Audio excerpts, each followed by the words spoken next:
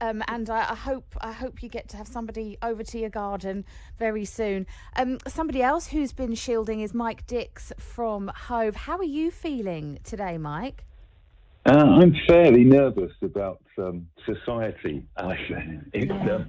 I mean, I've been in lockdown for about 11 weeks now in shielding because I've got leukemia and I'm currently doing chemotherapy. So it kind of puts me at the furthest end of the risks.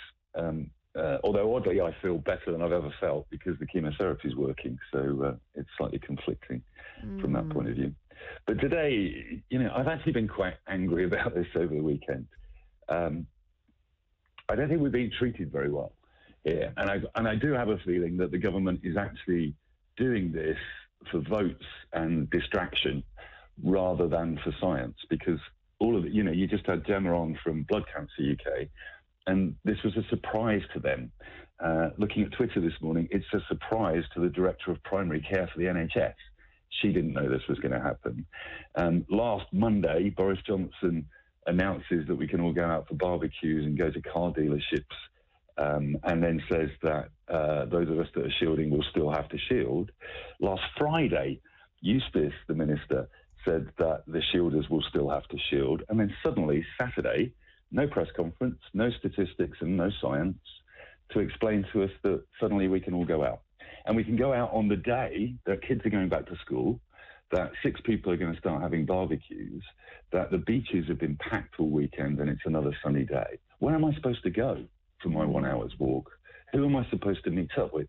Track and tracing doesn't work. It just blatantly doesn't work. They don't have the app.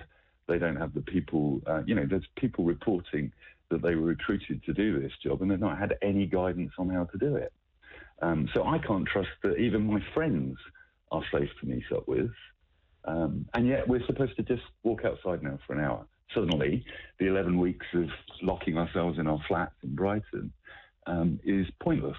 Because when we got locked down, when we were told to shield, the actual numbers that week were 99 or 100 people dying every day. Yesterday, it was 320.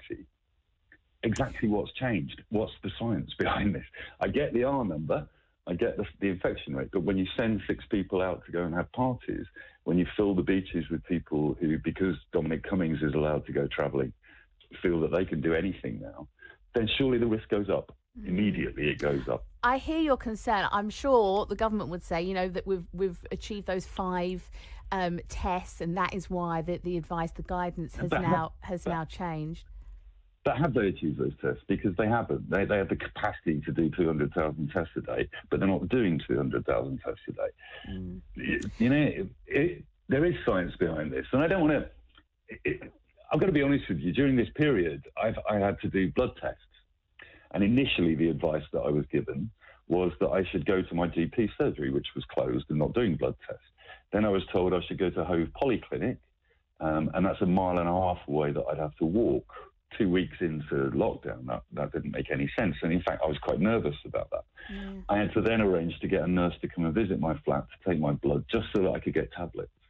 And then I spent a month negotiating with my doctor to say, look, I'm fine not having a blood test if you give me 2 months tablets, because I don't want that risk and that fear. And I get that people are feeling agoraphobic about this, that, you've set yourself a rule that you're not leaving the flat, and you don't leave the flat. As soon as you break that rule, it will become easier and easier to go out, and the risks will increase. And I just think it should be handled well and responsibly. It should be my doctor telling me that I can go out now, assessing my clinical needs, not just putting something splashed in the Sunday papers to say, all of you can go out now.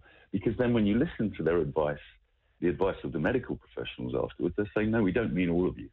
And in particular yesterday at the press conference, and I think this is quite telling because it is written in the advice for those of us that are in isolation.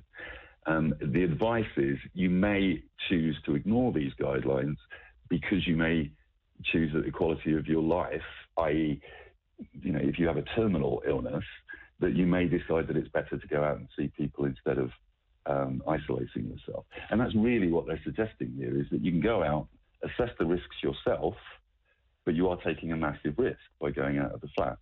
And they're not giving us the data and the information from our clinicians to be able to make that decision. We're just allowed out now.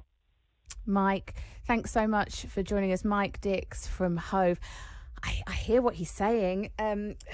How do you feel about taking that risk? Do you feel like, Mike, you simply don't have enough information in order to make a considered decision on this? You can text me 81333, start your message with the word radio, or you can call 0800 232 1045.